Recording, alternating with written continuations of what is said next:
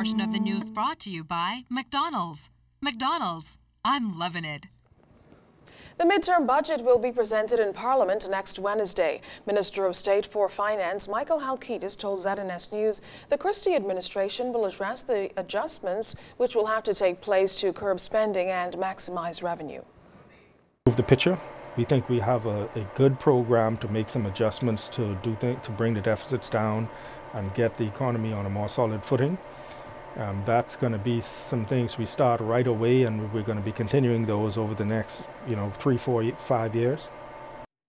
Now, once the mid-year budget statement has been tabled, the government will prepare for the main budget communication set for the end of May. State Minister Halkitis revealed that preparations for the budget begin by the end of the month. This time around, though, the government will ensure that each ministry is allocated the right funds. And while Mr. Halkitis did confirm that there are some spending cuts, the goal is to ensure that there is enough money to sustain government operations. But we want to make it an even more thorough process this time, and we want everybody to understand that we want to give all of the agencies the funds and the resources they need to do their job, but we have to operate within an overall umbrella of these are the constraints on the government. We don't want to be in a position where we're going to the Bahamian people to put more taxes on them. We think that's counterproductive. We don't want to have to do that, and so we just have to tighten up with our costs, contain the costs, try and administer the revenue better, and get the economy growing. The more people that go to work, the more money is circulating into the economy, and that is what we're working towards.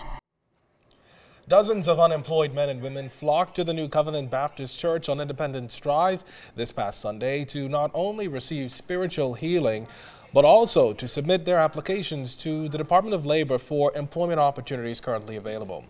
Pastor Emeritus Bishop Simeon Hall says the government should make itself more accessible to Bahamians by answering their phone calls and letters, but more importantly, eliminating red tape. If we put out the red carpet for foreign investors, we should cut the red tape for Bahamians. We call on businesses in the private sector to recognize that the millions of dollars that leaves the Bahamas should not far outdistance the thousands of unemployed people in the Bahamas. We've got to do more. He opened up the book and he read the following, that the Spirit of the Lord.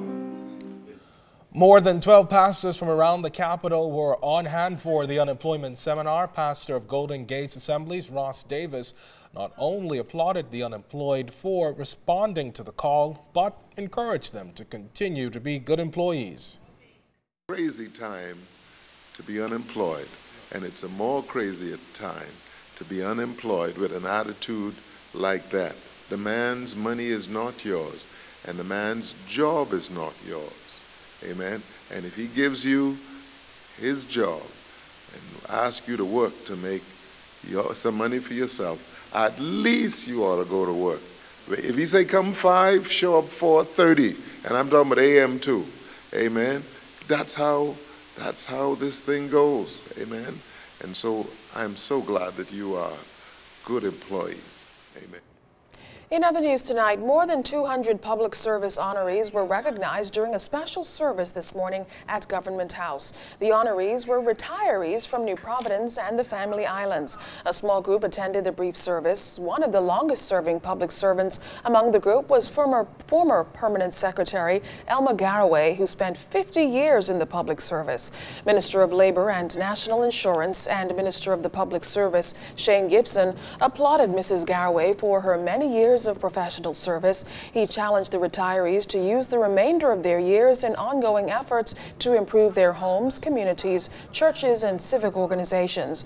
Permanent Secretary Garraway has worked with at least 11 ministers during her tenure. She had these parting words.